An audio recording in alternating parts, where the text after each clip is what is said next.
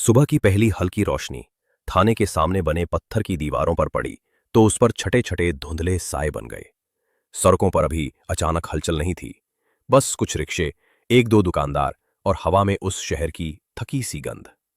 सवेरा भी कुछ थरथराया सा था, जैसे खुद भी ये नहीं जानता हो कि आज का दिन किस तरह अपनी कहानी कहेगा।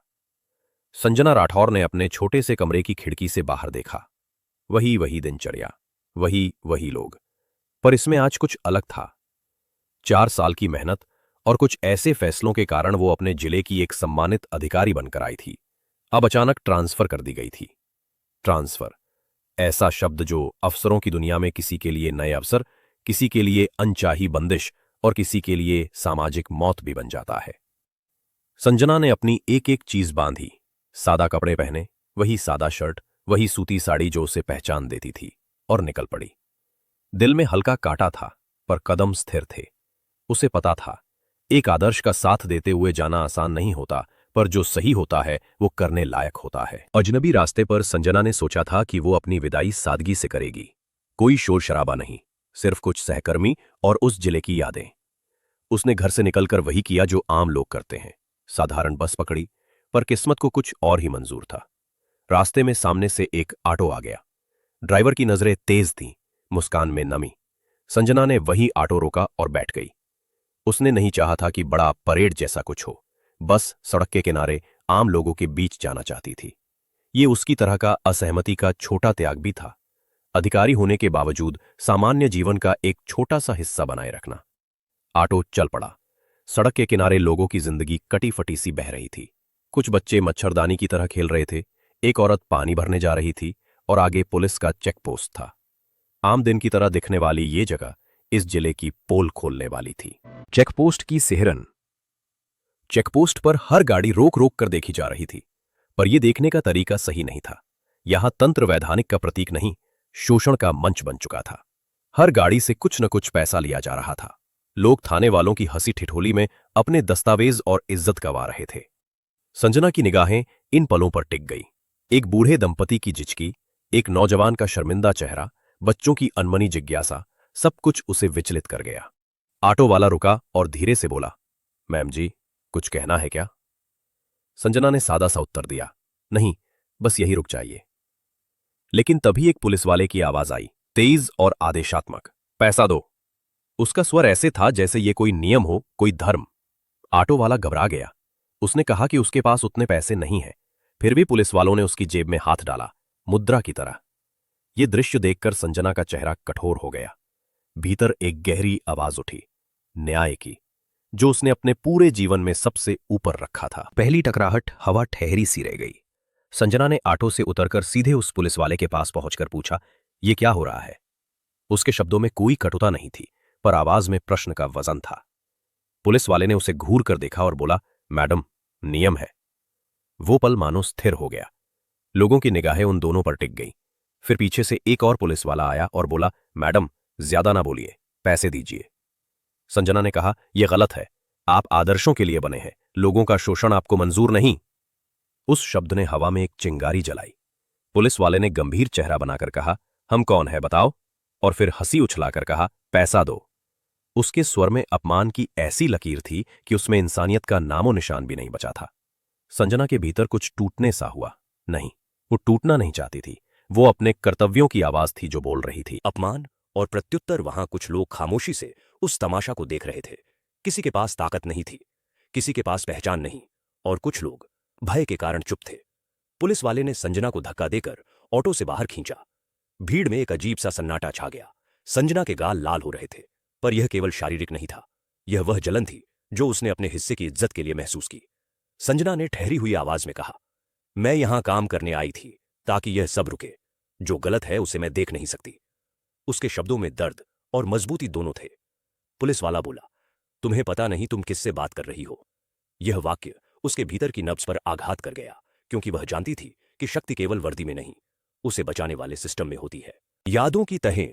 संजना के मन में अचानक अपने बचपन के कुछ दृश्य उभरे, जब उसके पिता ने उसे सिखाया था कि नियमों का मतलब सिर्फ कागज पर लिखी बातें नहीं, बल्कि उनके पालन का संस्कार है। जब उसकी मां ने उसे हिम्मत दी थी कि किसी के साथ अन्याय हो तो आवाज उठाओ। उन यादों ने उसे संतुलन दिया।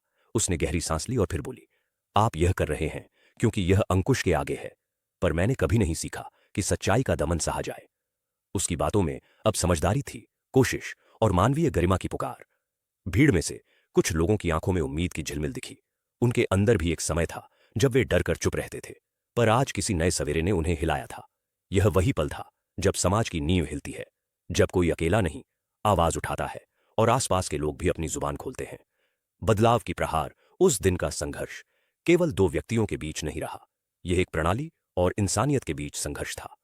संजना ने थक कर नहीं बोला। उसने ठंडे शब्दों में पुलिस वाले की नीयत को दुनिया के सामने रखा।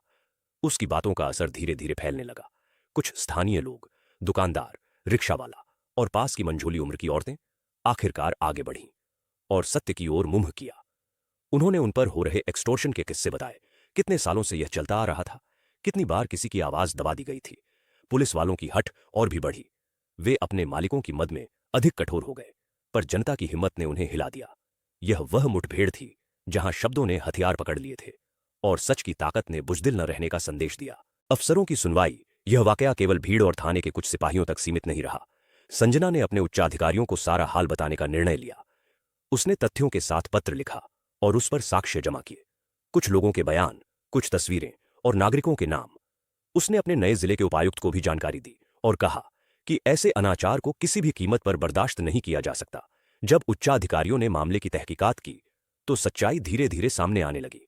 छानबीन में पाया गया कि इन पुलिस वालों का लोगों से जबरन वसूली का सिलसिला वर्षों पुराना था। यह केवल व्यक्तिगत लोभ नहीं था, यह एक गहरे भ्रष्ट नेटवर्क का हिस्सा था जिसने समाज की पीठ पर हाथ रख रखा था। संजना की मुहिम ने एक दरवाजा खोल दिया। जांच, शिकायतें और सच्चाई का सामना। न्याय की राह जांच के दौरान कई और बातें सामने आईं, लोगों के बयान रिकॉर्ड और कुछ अंधेरे सौदे। कुछ लोग डर कर चुप रहे, पर कुछ ने हिम्मत दिखाई। उन सिपाहियों के खिलाफ ठोस सबूत मिले, नकदी लेन देन के साक्ष्य और विटनेसेस के बयान। प्रशासन ने कदम उठाए। उसे मालूम था कि सिस्टम में बदलाव रातों रात नहीं आता, पर कम से कम एक शुरुआत हो रही थी। संजना सुबह शाम थके बिना काम करती रही। उसने उन परिवारों से मिलना शुरू किया जो वर्षों से परेशान थे। उसने उन्हें भरोसा दिलाया कि उनका दर्द सुना जा रहा है। उसकी आवाज में अब थकान नहीं थी, बल्कि संकल्प था। कभी कभी अकेले कमरे में बैठकर वह रो देती, पर यह आंसू कमजोरी के नहीं, उभर आने वाली राहत के थे। उसके सहकर्मी भी चकित थे। कई लोगों ने कहा कि वह बिना किसी दिखावे के सिर्फ अपने फर्ज पर खड़ी रहती है। अंततः प्रशासन ने सख्त कदम उठाए। दोषियों के खिलाफ अदालत में मुकदमे दर्ज हुए और जांच की रिपोर्ट प्रकाशित हुई। उन पुलिस वालों को न केवल निलंबित किया गया, बल्कि उनके खिलाफ सख्त अनुशासनात्मक कार्रवाई की गई।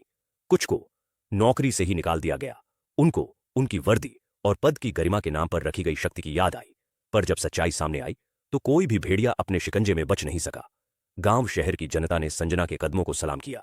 यह केवल एक महिला अफसर की जीत नहीं थी, यह उन अनगिनत लोगों की जीत थी जिन्होंने वर्षों तक डर के साए में जिया था। संजना ने अपने नए जिले के लिए जाने से पहले थाने के सामने खड़े होकर कहा, न्याय एक शब्द नहीं, कर्तव्य है, और जो कर्तव्य भूल जाए उसे याद दिलाने की जिम्मेदारी हम सबकी है। थोड़ी देर के लिए वहां एक सन्नाटा छा गया, फिर तालियां बजीं। इससे भी बढ़कर लोगों के चेहरों पर राहत थी। उनके जीवन में फिर से एक नई सुबह का सन्निकट था। संजना ने अपने कदम आगे बढ़ाए। एक अधिकारी नहीं, वह एक उम्मीद की नदी बन चुकी थी जो अभी सिर्फ बह निकली थी, पर आसपास के लोगों के लिए वह बहती नदी बनकर रहेगी। और इस तरह उस छोटे से रास्ते पर खड़ी हुई एक सादा सा निर्णय कि सही करने पर कभी पीछे नहीं हटना ने कई लोगों की जिंदगियों को बदल दिया। वह दिन, वह सुबह उस जिले की व्यवस्था की नींव हिला गई और भ्रष्टाचारियों को नौकरी,